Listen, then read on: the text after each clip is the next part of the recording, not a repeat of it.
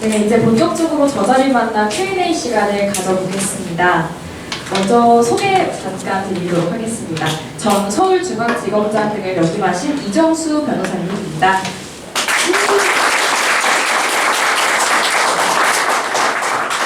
다음으로는 공동저자시죠. 전 창원지검 진주지청장 등을 역임하셨던 박현주 변호사입니다.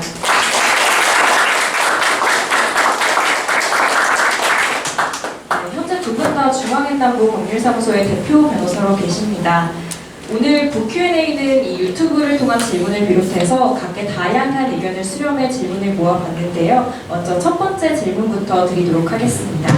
네, 이정수 변호사님, 교통사고, 개인정보에 이어서 세 번째 책을 내시게 되신 건데요. 이 성범죄 분야에는 언제부터 관심을 갖게 되신 걸까요? 관심 가진 지는 20년 된 것 같습니다. 제가 2005년도에 호주 연수 논문 주제가 피해자 연구였고요.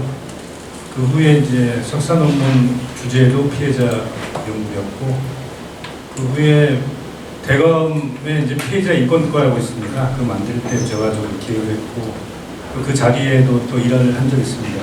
해보니까 한 20년 정도 관심과 고민을 좀 가지게 된 것 같습니다. 네, 또 박현주 변호사님께서는 성범죄 분야 유일한 블랙벨트 보유자라고 들었습니다.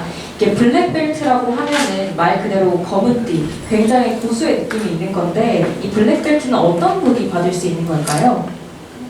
블랙벨트는 대검찰청에서 공인하는 전문검사 1급을 말합니다. 2016년도에 대검에서 공인전문 2급 검사들 중에서 처음으로 3명에 대해서 블랙벨트를 인증한 바 있는데 제가 그때 성범죄 분야에서 블랙벨트를 받았습니다.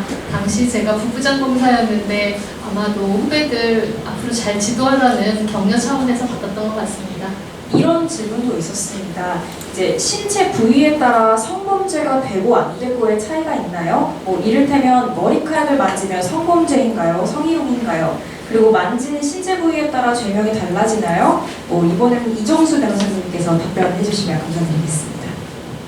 어떤 사건에 있어서 보면은 그걸 일률적으로 답할 수 있는 성질의 것이 좀 아닌 경우가 많더라고요. 그러니까 개별적으로 판단할 수밖에 없고, 가령 이제 가해자와 이제 피해자의 관계라든지 가해자가 어떤 의도로 만졌는지, 피해자는 동의를 한 건지 안 건지 묵시적으로라도, 또는 이제 어떤 유형력, 강제성이 어느 정도인지, 그리고 또 어떤 특정 신체 부위를 만진 거에 대한 사회적 인식, 통념이 어떻게 되는지, 그런 거 좀 복잡한 모든 상황을 다 참작을 해야지 결론이 나는 것 같습니다.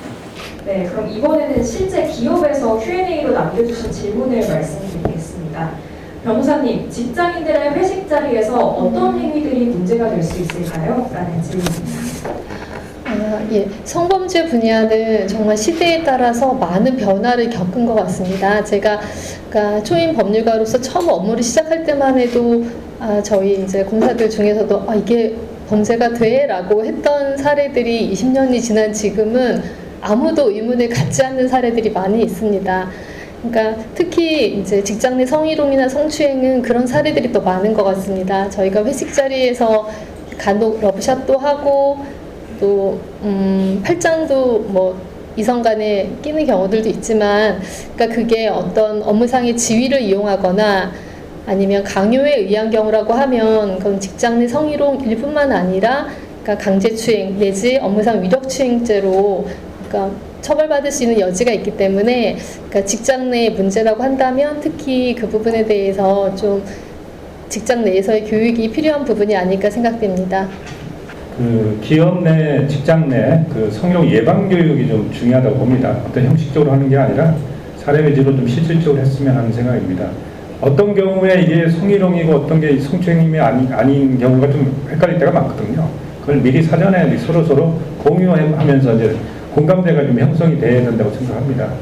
그리고 또 어떤 사건이 실제로 성희롱 사건이 벌어졌을 때 당황하지 않고 이 사업주가 대처해야 될 그 매뉴얼이 있습니다. 그런 거를 사전에 다 준비했으면 합니다. 그런 생각이 듭니다. 예, 덧붙이자면은 직장 문화가 굉장히 중요하고 이를 위해서는 사업주의 마인드가 중요하다고 말씀드리고 싶습니다. 직장 내에서 아무런 제재를 받지 않고 이렇게 쉽게 남한테 불쾌감을 주는 성적 언동을 하는 행위들이 그러니까 아무런 제재도 받지 않고 이루어지고 이에 대해서 이의제기조차 하기 어려운 직장 분위기라고 한다면 이러한 그 성희롱이 좀 만연된 직장 환경은 개선되지 않을 것 같습니다.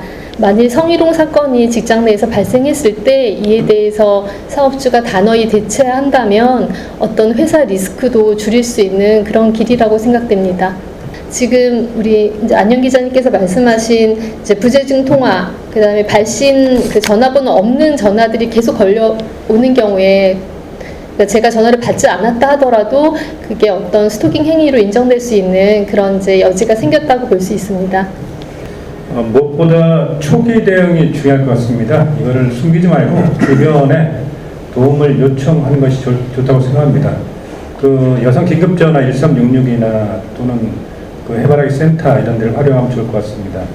이 신고, 경찰에 대한 신고나 고소가 늦어지면 늦어질수록 증거 확보는 더욱 어려워집니다. 그럼 나중에 오히려 이걸 문제 삼고 싶어도 오히려 역으로 피해자가 더 2차 피해까지 당하는 경우도 있으니 조심해야 될 것 같습니다. 그렇다면 이 성범죄나 스토킹 피해자가 보복을 당하기도 하는데 피해자는 이럴 때 어떻게 대응해야 할까요? 경찰에 이제 신변 안전 조치를 요청할 수 있도록 법에는 돼 있습니다. 그래서 이 규정을 적극적으로 활용할 것을 권합니다.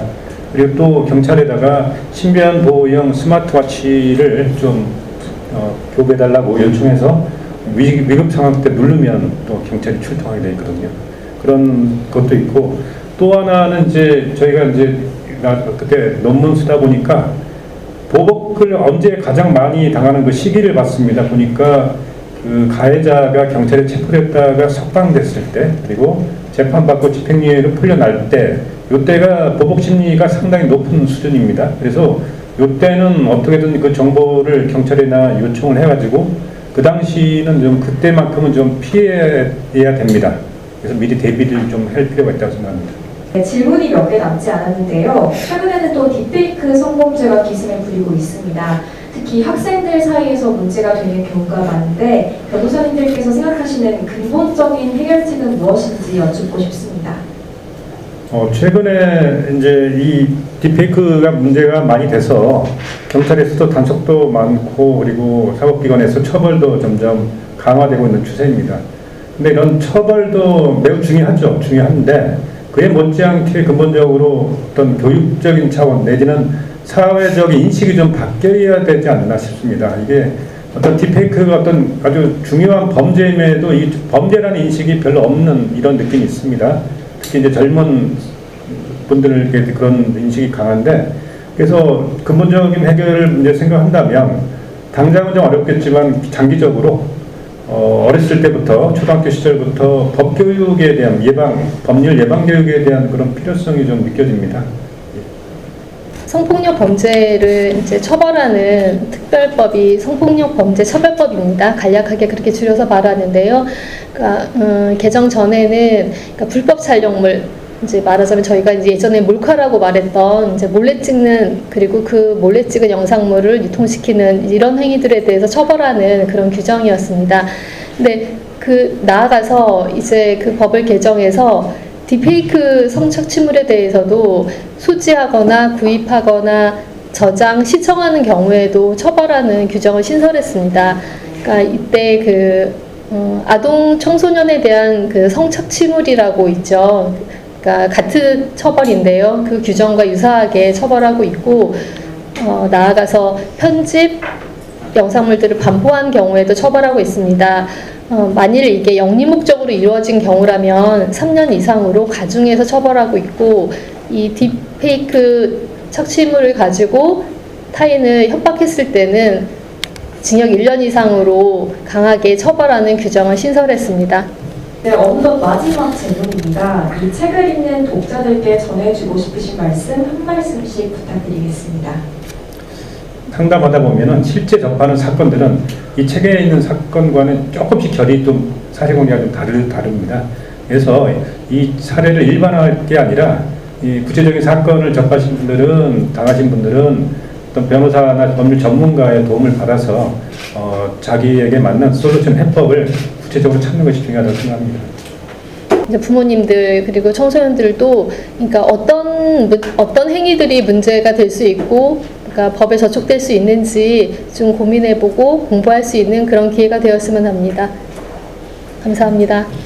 네, 그럼 이상으로 저자들과의 Q&A 시간을 마치겠습니다. 수고해주신 이정수 변호사님, 박현주 변호사님, 그리고 유튜브로 시청해주신 여러분들과 행사장에 참여해주신 귀빈 여러분 진심으로 감사드립니다.